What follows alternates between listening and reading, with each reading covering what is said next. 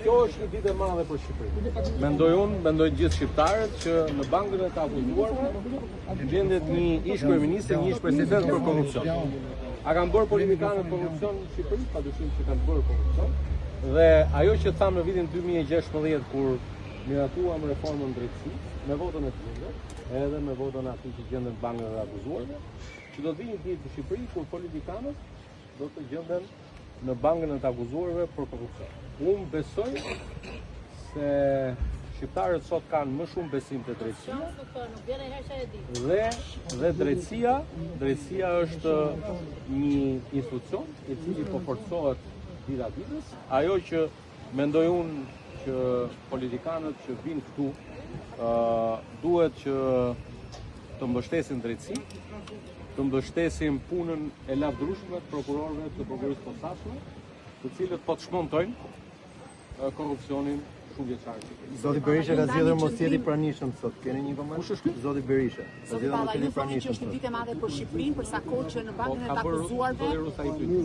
Po sigur nuk do të përgjigjesh.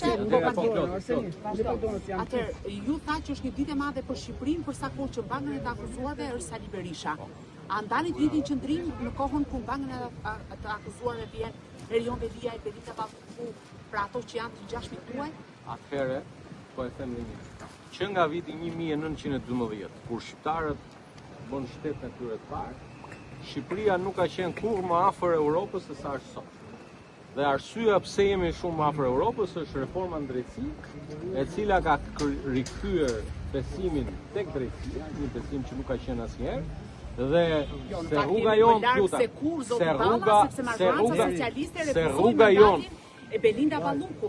Dhe keni marrë kritika për këtë. Më lejo t'ju garantoj se Shqipëria nuk është kurrë më afër se Bashkimit Evropian, se institucionet e Bashkimit Evropian konfirmojnë dita ditës që Shqipëria po bën hapa të lavdërueshëm dhe t'ju konfirmoj se pritshmëria jonë që brenda vitit 2027 të mbyllim negociatat dhe brenda vitit 2030 në oborrin e Bashkimit Evropian të ngrem flamurin kuqezi, është e vërtet. Tani më prisni deri në fund.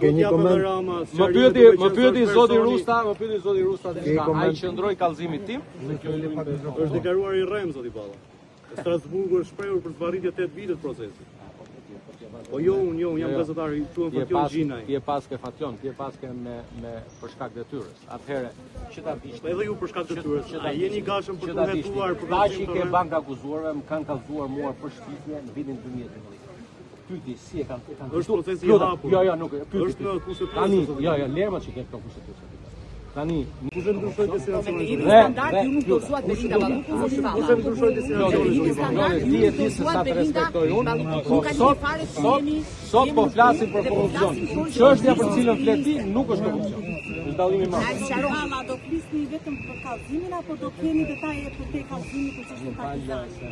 Je Anira, ti je sa unë politike, ti në gazetari. Unë do përgjigjem çfarë të mësoj. Por i qëndroj kallëzimit tim. A duhet përgjigjet drejtësia edhe për kallëzim të rrem, sikur ka pas patjetër. Taro, shikime. Kush është jo? E kemë emër Fation Andosivit. Po dison.